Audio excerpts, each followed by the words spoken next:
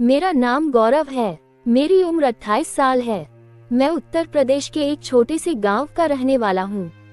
उस वक्त मैंने 12वीं पास की थी और B.Tech में दाखिला लिया था। मेरा कॉलेज कानपुर में था और मेरे चाचा ने मुझे अपने घर रहने के लिए बुला लिया। कॉलेज में मेरा पहला सेमेस्टर अच्छा रहा और मैं अच्छे नंबरों से पास हो गया। उन दिनों मैं कोई लड़की ढूंढ रहा था, वो सब करने के लिए कि मेरी किस्मत मेरा साथ नहीं दे रही थी और कोई लड़की मेरे से सेट नहीं हो रही थी। जो कोई सेट हो भी जाती थी तो वो सब करने के लिए तैयार नहीं होती थी।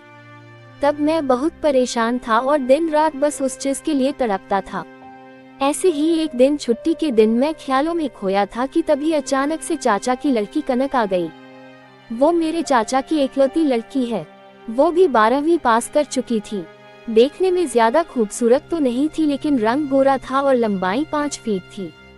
वो थोड़ी मोटी भी थी। वो मेरे पास पढ़ने के लिए आ जाया करती थी। उस दिन भी वो पढ़ने ही आई थी। क्योंकि मैं उस दिन उन सब ख्यालों में खोया हुआ था तो उसे देखकर मैं उसे भी उसी निगाह से देखने लगा था। जून की गर्मी थी और उसने हल्का कुर्ता पहना हुआ था और लेगी पहनी हुई थी। उसने दुपट्टा भी नहीं डाला था। ये नज़ारा देखकर तो मैं और ज्यादा बेकाबू होने लगा था। अब तो मुझसे कंट्रोल नहीं हो रहा था। एक तो जून की गर्मी और उस पर से हम दोनों को पसीना आ रहा था।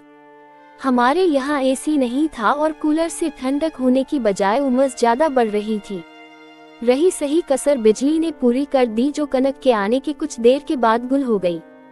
मैं बार-बार उसे देख रहा था और यह सब वो भी नोटिस कर रही थी। आखिर में मैं उठकर बाथरूम में गया और जब मैं वापस लौटा तो मेरा पूरा बदन पसीने में भीगा हुआ था। कनक शायद जान गई थी कि मैं बाथरूम में क्यों गया था, क्योंकि मुझे वापस लौटने में भी 4-5 मिनट का समय लग गया था। वो मुस्कुरा रही थी। फिर उसने कहा, अब आराम से बैठकर पढ़ा दो, बहुत देर से बेचैन हो रहे थे आप। मैं समझ गया कि वो क्या बात कर रही है। उस दिन के बाद से उसने मेरे साथ हंसी मजाक कुछ ज्यादा करना शुरू कर दिया। अब हम दोनों ही एक दूसरे के साथ मस्ती करते रहते थे।